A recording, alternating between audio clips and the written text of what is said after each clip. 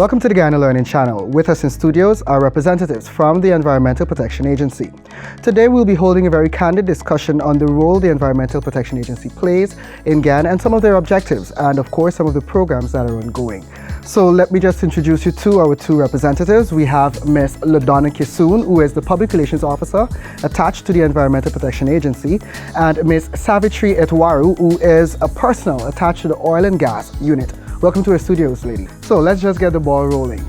So most persons basically have a general understanding of the work conducted by the Environmental Protection Agency. However, in a condensed form, as much as possible, can you just basically tell us some of the undertakings of the agency in recent times? Well, the E.P.A has been around for quite a number of years. We were established in 1996. So we have gone through quite a lot of growth and development. So a lot of persons were, not so familiar with us, with just even the name. True. Right? So over the years, we have become somewhat of a public figure. So we're always pressed with work, always answering the phone. But we have a really large mandate to some extent. So environmental protection, human health protection, and we have been in the light for quite some time with the growing sectors on the forestry, mining, agro-production, and now oil and gas. Given Guyana's advocacy for a greener world, and I know this is a bit of a iffy subject, how does the agency anticipate realizing these goals in a world where the deniability of climate change still exists in some quarters? All right, so E.P.A, along with our partners, and the agency works in collaboration with many organizations, not only here in Guyana, but regionally and internationally. And a lot of our focus over the years has been on climate change, and we have been doing this through the Sustainable Development Goals. So we've been focusing a lot on those, and we look at it holistically, but we also take it apart. So each goal represents something or the other.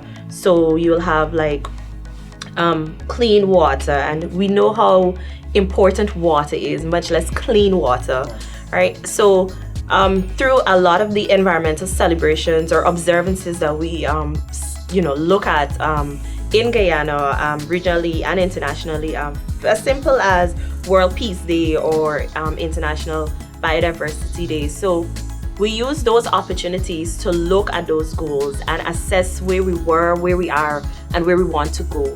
So we take them apart and we look at it individually, and we try to better and make changes. And public awareness is a really big and important aspect regarding climate change and how we want to combat what's happening, and more so ensure that there's an earth for our future generations to come. So it has a lot to do with public awareness and making persons more so conscious about their activities and being able to better themselves, so that we have.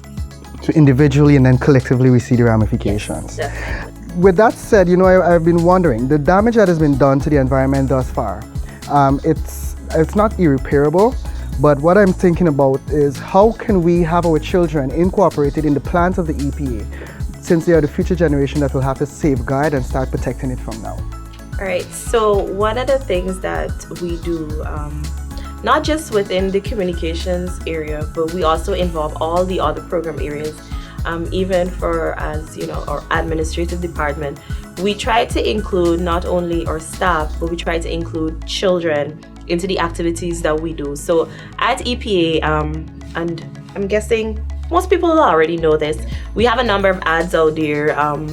We have interactions with students all the time. I miss them. COVID has really put a damper on us going out there and physically interacting with kids. So we get them involved. We have quizzes, we have theatrical competitions, we have painting competitions, we do concerts, we even do fashion shows. Really? Yeah. Are these green fashion shows? Yes. We've actually had a show called Trash to Fashion. Yes. I think I saw pictures from that. There you go. And it was a lot of fun. It was a lot of fun. And I always say it's really surprising to see the talent and the creativity that students have. And I'm talking about the little ones all the way up. So we interact with them all the time. One of our major accomplishments over the years is that we have been trying to engage students and schools to create and sustain, big word, their environmental clubs.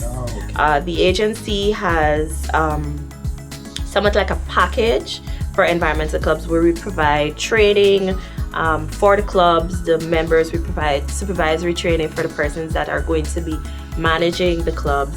And, we always intend to provide for them whatever we can, be it support, for materials or financial support. So we try to engage and keep them engaged with us so that they can be our voices when we're not there. Pick up that piece of garbage, let's plant a tree, save the atmosphere, watch our carbon emissions, look at the things that you eat, even for we've been talking a lot on our single-use plastic use. Hope that's not a tongue twister. So we have been trying to encourage a lot of students to watch the amount of plastics that they use. So go to a more reusable than a single-use kind of thing. So things like that, we have been, trying to engage them and keep them abreast and keep them entangled with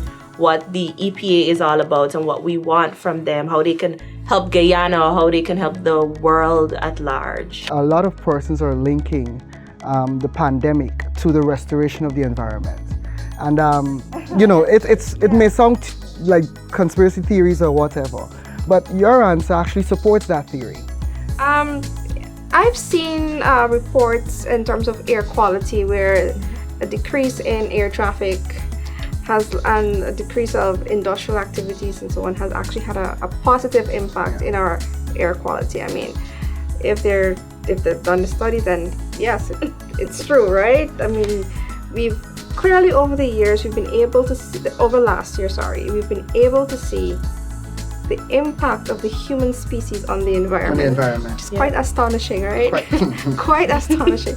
And I'm hoping that looking at how maybe the pandemic will teach us how better to protect and operate in a more environmentally friendly manner, ensure that our businesses are implementing best technologies that would reduce emissions, find ways to recycle, reuse your waste, find ways in which you can avoid certain discharges into our aquatic systems, both freshwater and our marine ecosystem. So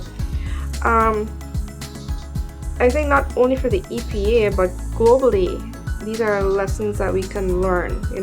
Look at what has happened over the last year and try to use that to channel better environmental practices in our operations and our day-to-day lives. But I'm glad you actually made mention of noise. While you were talking about the environmental impacts, because the agency over last year and even now, and we're only into the second. The reports have increased, right? Yes, we have had an increase of complaints, especially related to noise. Now, hear me well. Your right to music is not your right to disturb anybody, including the children who are doing virtual classes and those young people or old people that are working from home. And I say old, quote unquote. So yes, the agency has seen an influx of noise-related complaints. And like you said, that's because people are home and stressed. And they are stressed. We know everybody is going through, or taking COVID or the effects of COVID in their own way. So we're not knocking you. We're not saying that you cannot play your music for your own entertainment. But what we're saying is that you have to be conscious about everybody else that's around you. Your right to music is not your right to disturb others. It's as simple as that.